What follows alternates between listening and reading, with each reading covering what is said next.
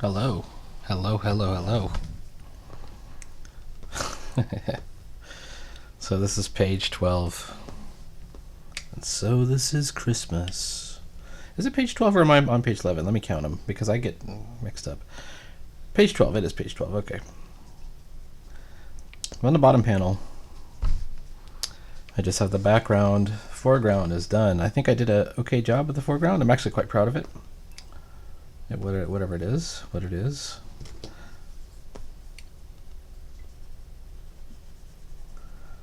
Need to leave a little bit more shadow down there. I have good stuff. All right, let's start with our central figure here.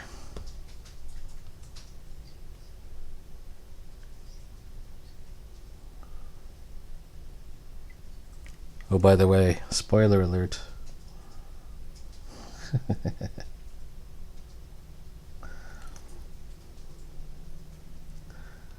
As a storyteller, I kind of don't believe in spoiler alerts so much. I don't know why.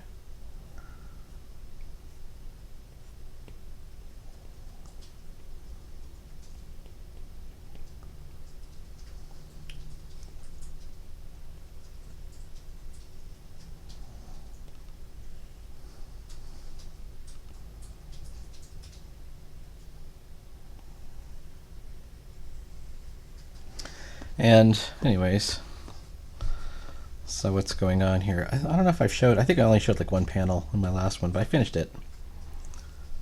Can you see that? You can't really see it. How about that? Sorry about that. That's Gallows getting shot. And that's who shot him. Snuck up behind him.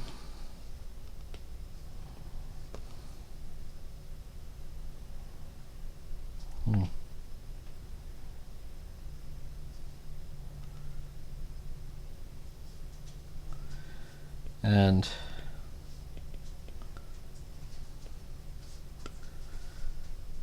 today is the 21st of November.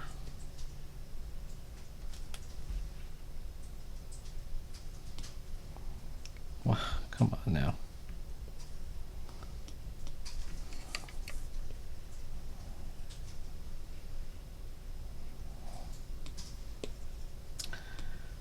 We're approaching Thanksgiving. I've been taking some time.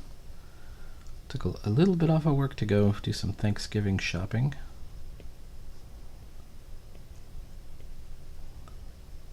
I think this year we're not going to do a turkey. We're going to do a chicken, like a roast chicken.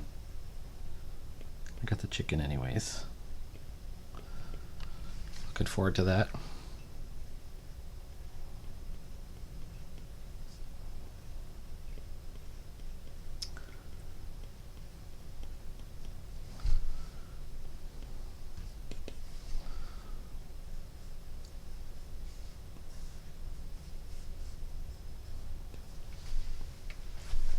And then we have the Gamma Cult.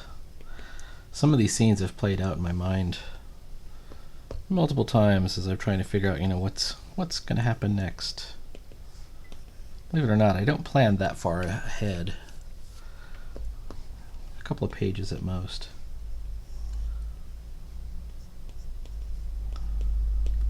And gives you the ability to think about these things. The Gamma Cult first appeared in Escape from Wasteworld.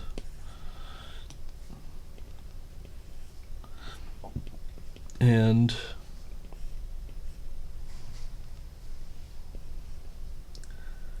but in a strange way, they actually appeared before that. I'll have to look and see if I have like a website, but I don't really update it, and I've got to fix that up, and I might clear it out or dump it or something. I'm not sure what to do with it yet. But they actually are on there, now that I think about it. Well, there's these kind of Mad Max sort of, savage survivor barbarians. And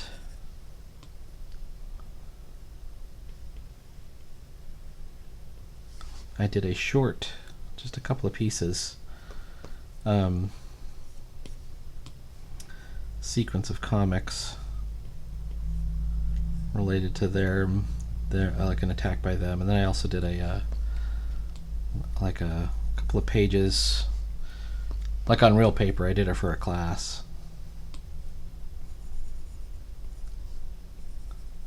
And I still had Gallows in a superhero costume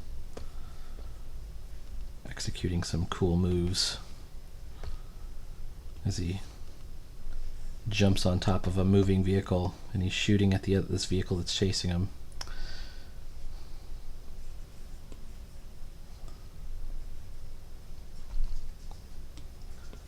There's a sort of armored skirt looking thing that he's wearing here.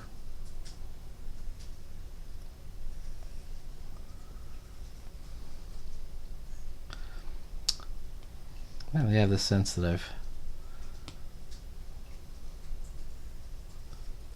always trying to check my rearview mirrors, because there's, like I said, there's some weirdos out there. I've already had to deal with a couple of them. Alright, here's the thing. We should check first. How did we deal with this guy and his outfit? Here he is here. All I know is he's got these shoulder pads, he's got these sort of gauntleted gloves.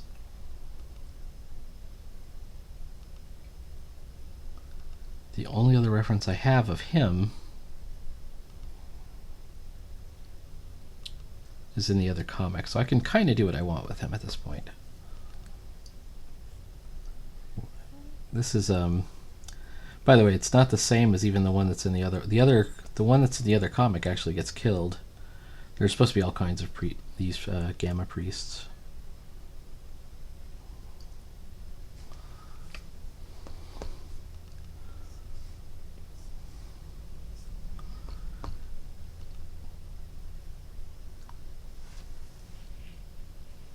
There we go.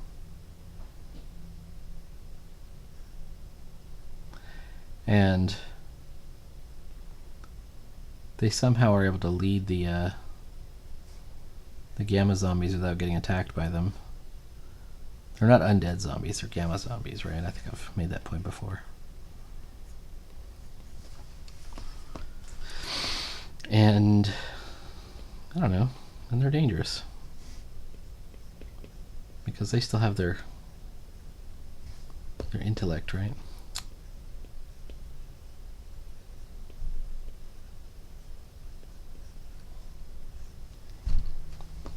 Give them the sort of standard Marvel thug costume boots.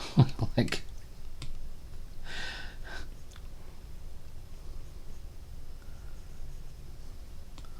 Marvel really has standardized the look of the, the henchmen.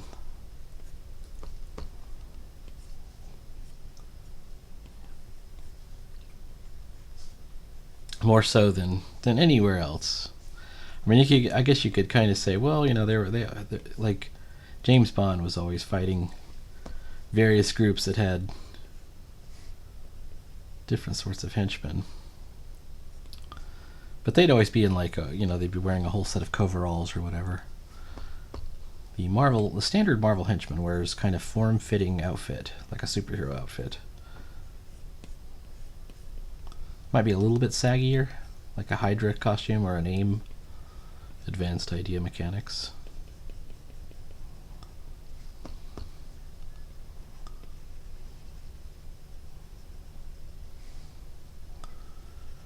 But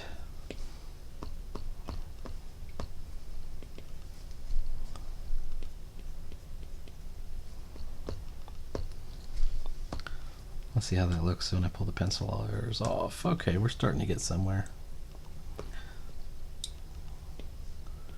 Everything should be kind of carried in the... Oh, I know what he's missing is the shoulder pads. Those actually are established, so...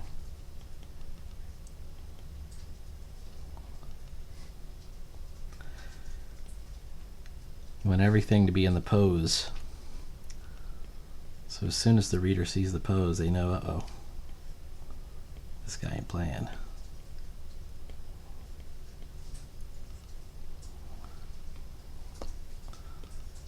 And then the other thing I want to do is the materials.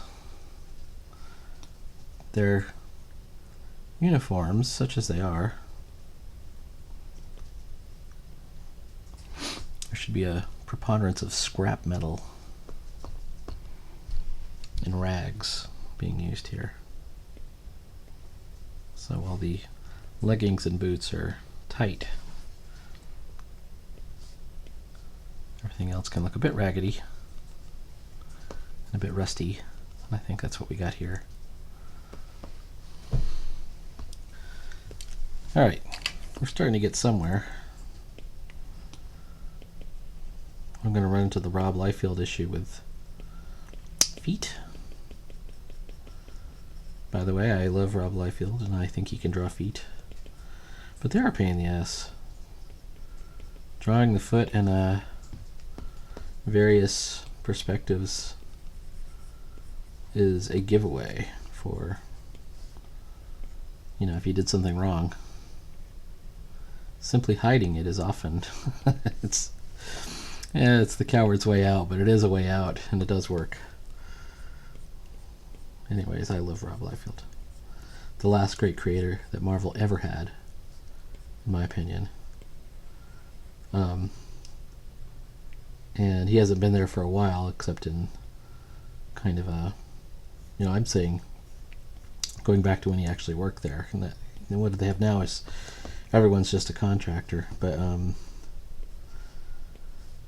you know, if you name a character, a Marvel character, any Marvel character, chances are it's one of those that dates back all the way to 63. You know, you got Hulk, Spider-Man, Thor. They go all the way back.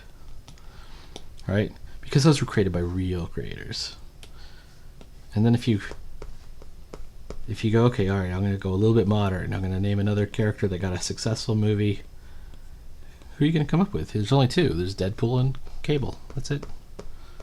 What else you got? We're going to say Captain Marvel. Well, that one also goes back to the 60s in various incarnations. And I really don't count Carol Danvers. I don't think much of her. Alright.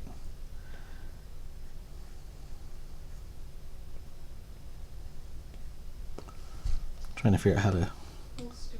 This is one of those unique... I've got to turn the hand sideways.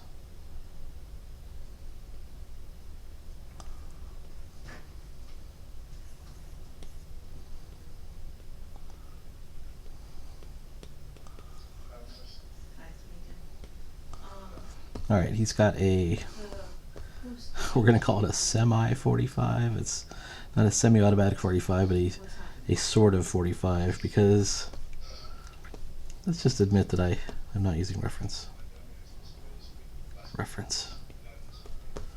I like to draw from the imagination, damn it. Like a man. I think over-reliance on reference is, you know, it's what everyone says you have to do, but I don't really believe it. And the reason is... But we did it. I mean, I've been doing all the greats so, in fact, were able to use their imagination. They've done it now a couple of times. I think it's cool when you have a nicely referenced comic. Yeah, I think it's okay. I'm wondering if I made the hand too small, or... He said that they could do Priority International. I think it's okay. The line's not clean enough, but...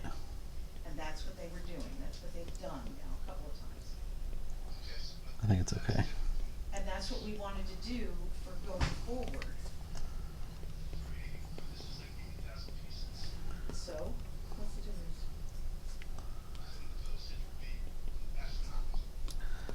Let's make sure we have our shadows and our line weight. Everything's got to be kind of falling into place. So you can't do it. Hatching. And now what do we got to do? We got to figure out. On point. This is only my, I don't know, third full year of doing comics.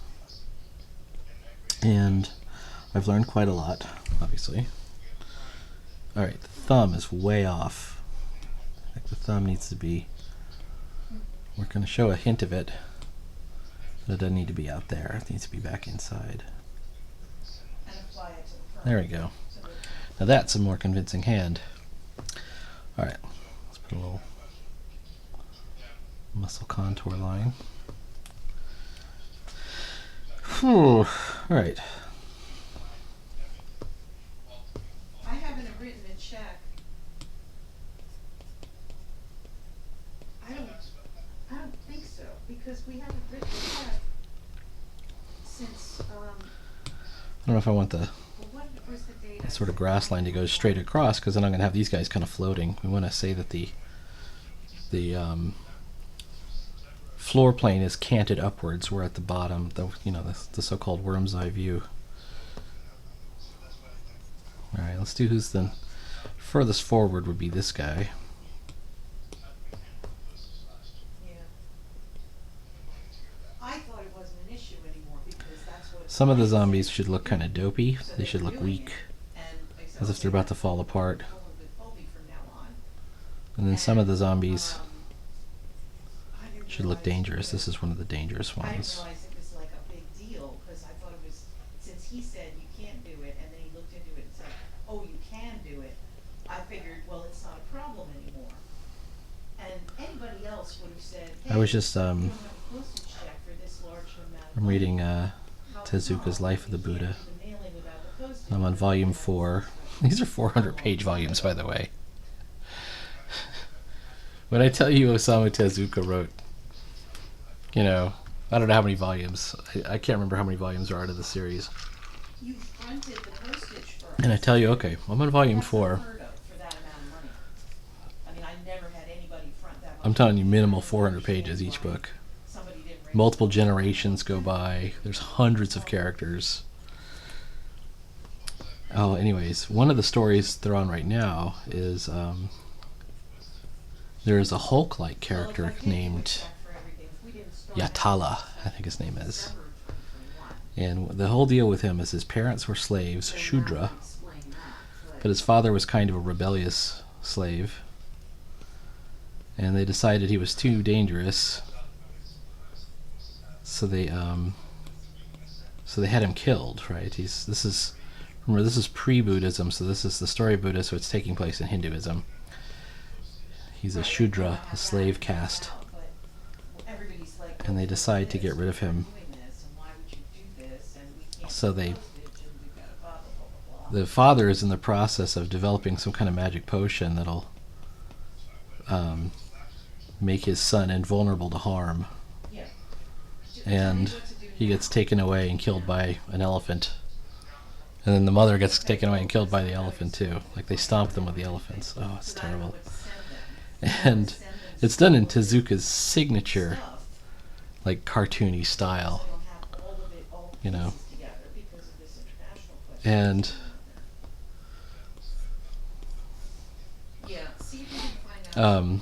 just great. Anyways, Yatala runs away, the slave child, and he drinks the potion. And he grows up as this renowned giant. He becomes a rage-filled, Hulk-like giant. And I swear, Tezuka must have been referencing Hulk when he was doing it. He's got the character with long hair, like this, kind of like the 70s Hulk or the 60s Hulk. The 70s Hulk, more like. 60s Hulk is more like Frankenstein. I think, I know we give Kirby's my guy, all the credit for the Hulk, but I think that Ditko deserves a lot of the credit, because Ditko is the one who made the Hulk. Like, it's not that he changed at night, which was the original Jack Kirby version. He changed when he was angry. Aha, that's interesting. And then he also gave him the longer hair, and a lot of the key things that we know about the Hulk are from the Ditko era years. And then Marie Severin as well. Marie Severin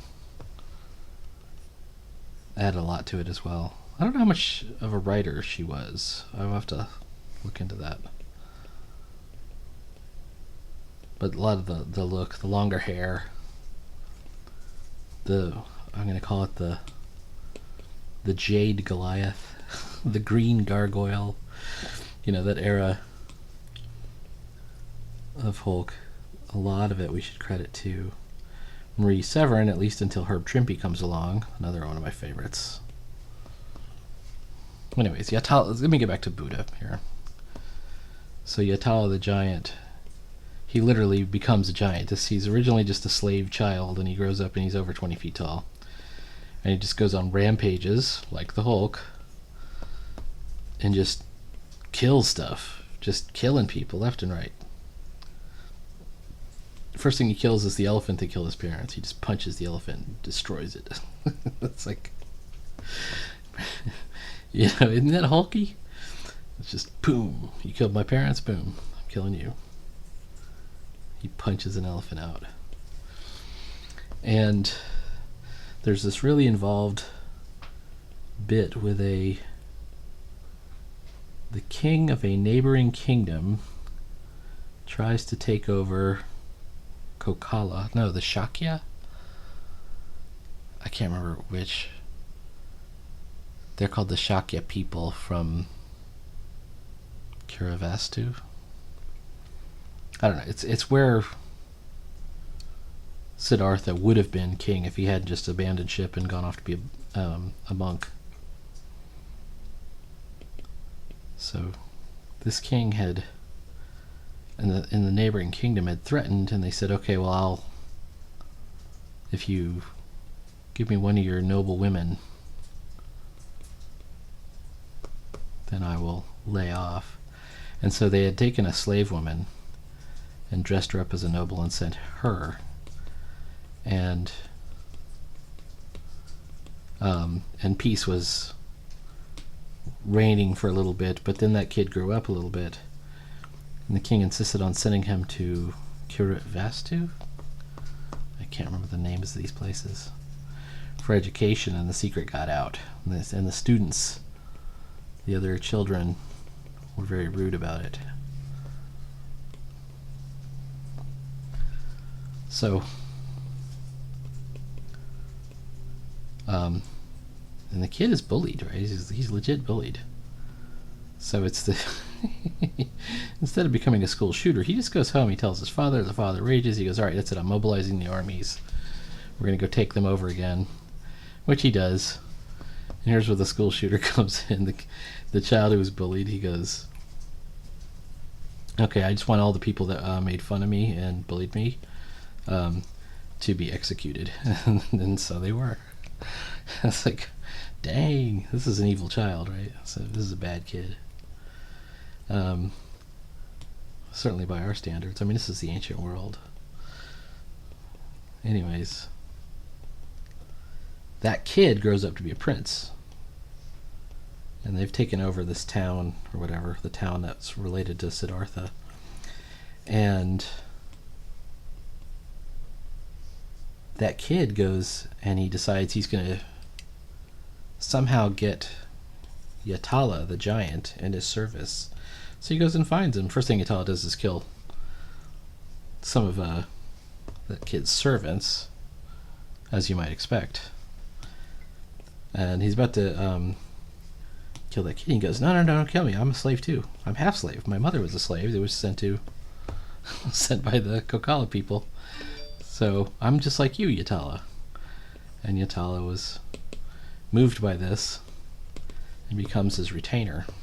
And that's where I am in the story right now. I'm interested to find out. I think Siddhartha is on his way back.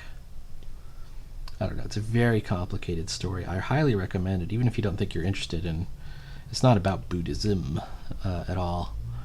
It's like a story. It's just like a story. It's really good.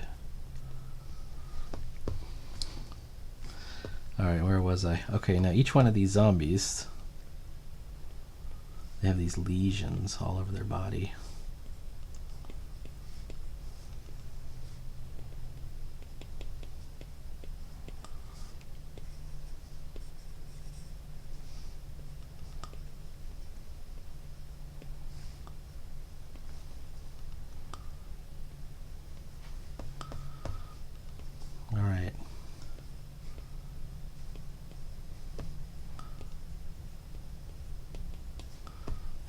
don't know if this is working or not.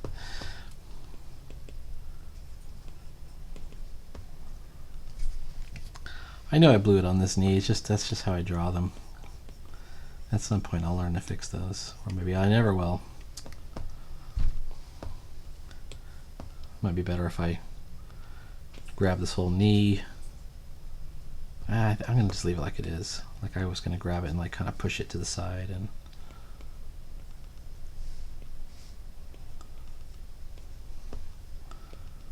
I think for now it works. Catch it on the next one, right? All right. We're moving along. All right, next one back would be this guy, I think. No? This guy or this guy? Let's go right. We'll get this guy. He's got an interesting face. I sort of improvise all these faces.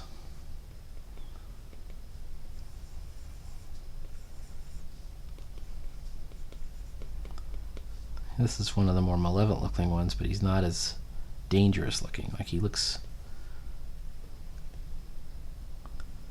I gave him the sort of lamprey like mouth.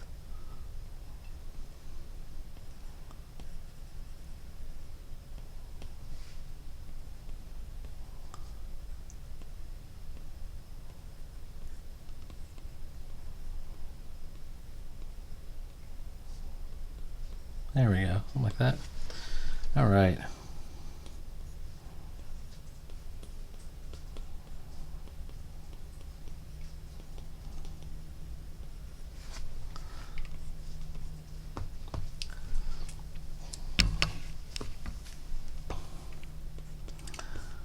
He's not as physically tough looking as the other one. It's a good chance I'm going to have to like kind of want to give him kind of a twisted looking physique. And I might have to like, you know, so I don't really just go by the exact outline. I mean, I'm looking at the outline, but at the same time I'm thinking, you know, what else can I do here?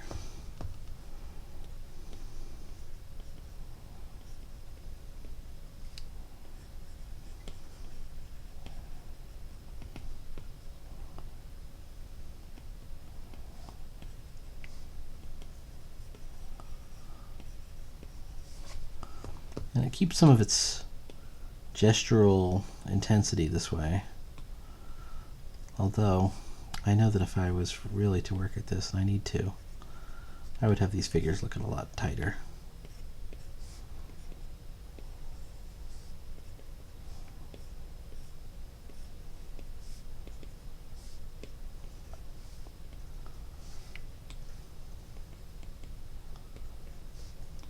Anyway.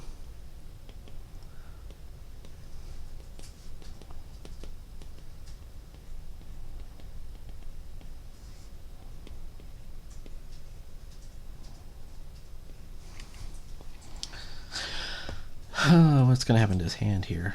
I mean, I can do the hand in front. I could leave it completely off.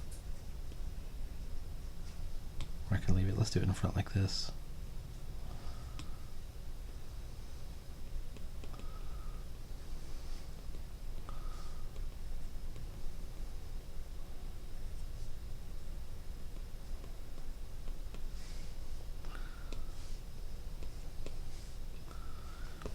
When you sort of break the leg at the knee like that, you kind of fold them inward.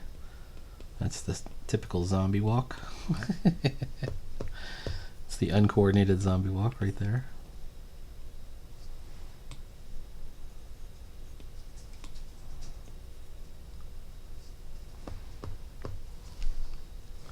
I don't know if it works. I don't know if it's working. Maybe I need to go back in like this. You can also do this, walking forward.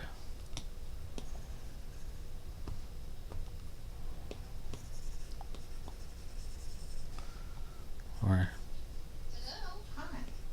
How are you? Oh, I'm Kind of something like that. So much fun. So for somehow, some way, your invoice for Colby Outcomes is too high, and Marion didn't notice the discrepancy. Let's try that.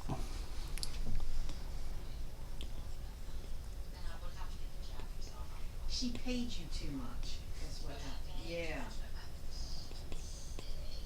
And the invoice is I had the idea of just doing some kind of framing vegetation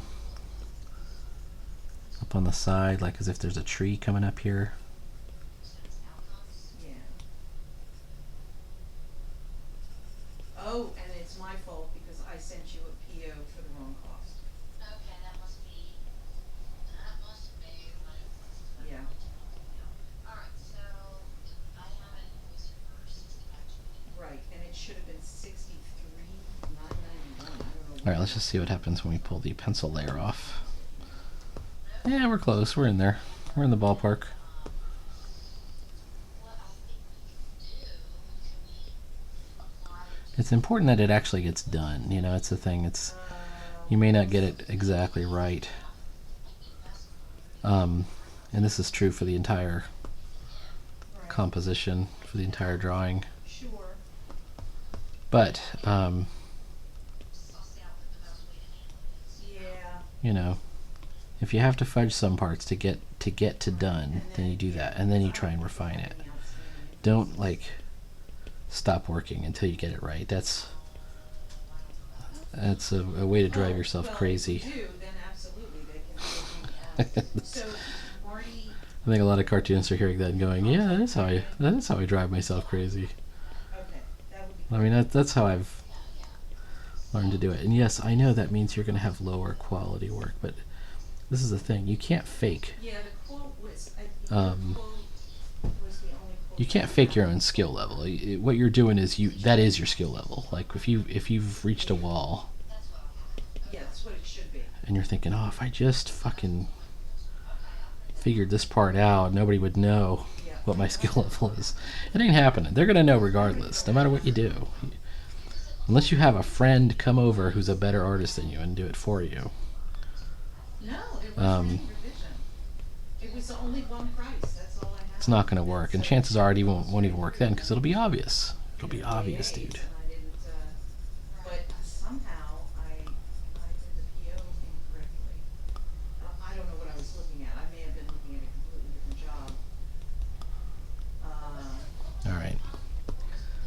How's that guy look? I think he looks okay. 65. And remember, when the reader gets to this page, he's going to look at it. He's going to go, "I read this panel.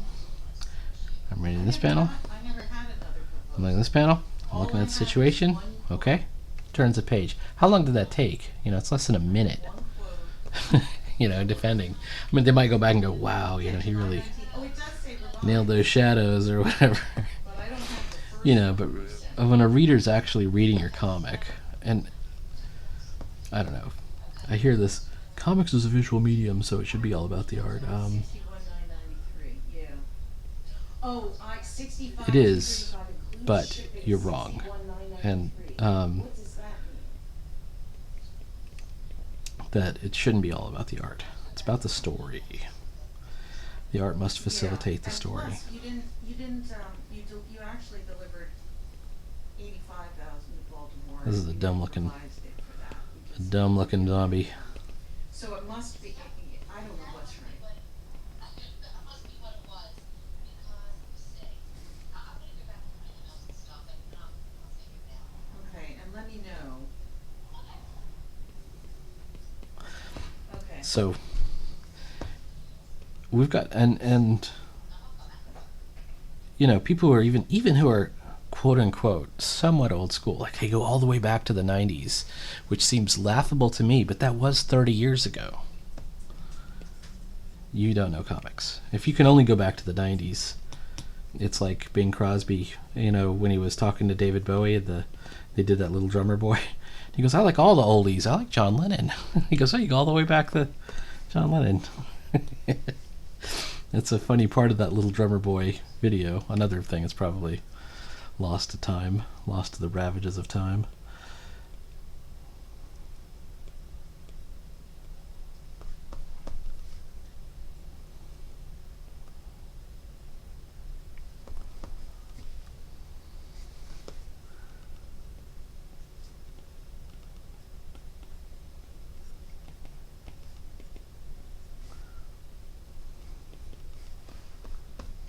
But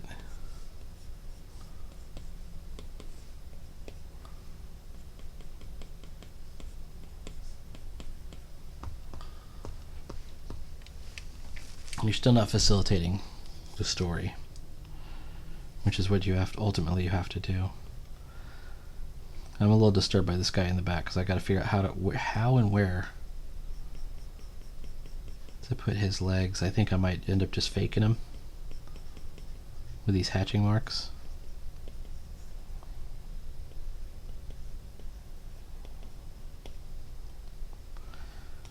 Just gotta know where they're gonna go and then just sort of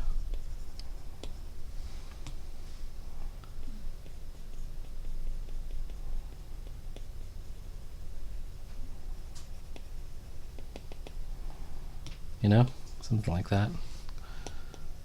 We'll have to think about it.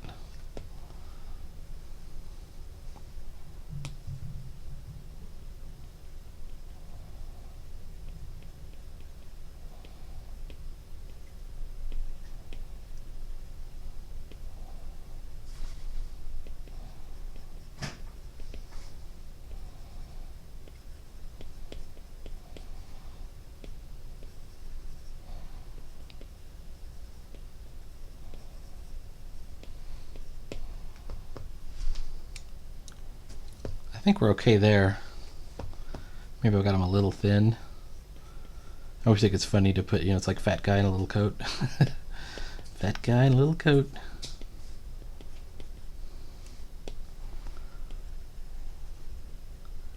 You take a big zombie and you put him on little pin legs. That's kind of funny. Alright, let's try.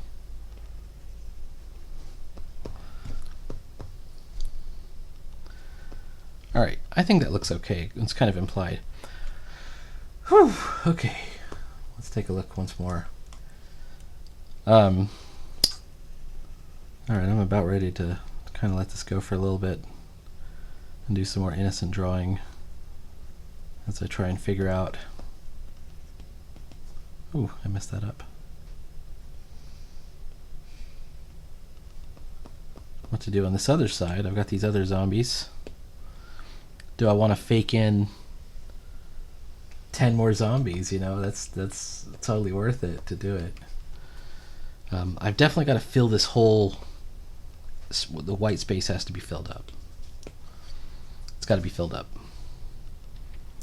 I got a speech bubble over here. I've got to do something up here. I might just do, some cloud swirls or dust. Even the remnants of the smoke bomb from earlier.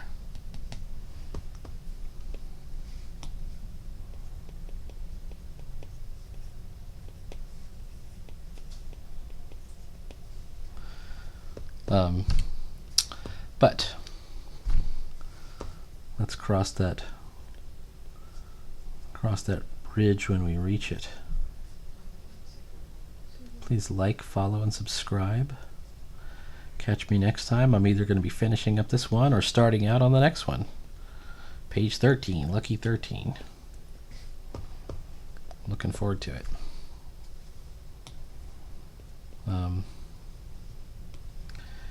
And hoping to get closer and closer to the end of this story and moving on to the next one. I am very proud of how this one's turning out so far, though. Pretty happy about it. Alright, talk to you later. Bye now.